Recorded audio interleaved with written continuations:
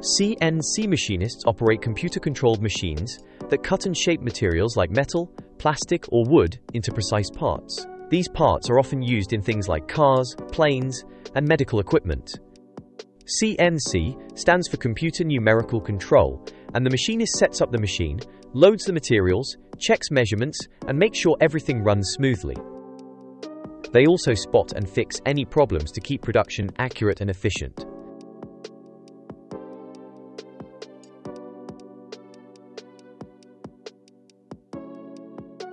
A beginner might earn between £20,000 and £25,000 a year.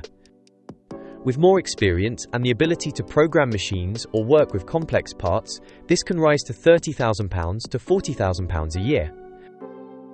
Highly skilled machinists in specialist industries or shift-based roles can earn even more.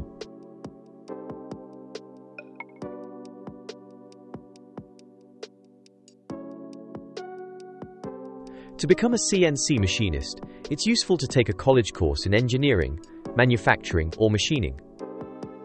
Many machinists start through apprenticeships, which combine training with real work. Employers often look for good maths and IT skills, as well as attention to detail.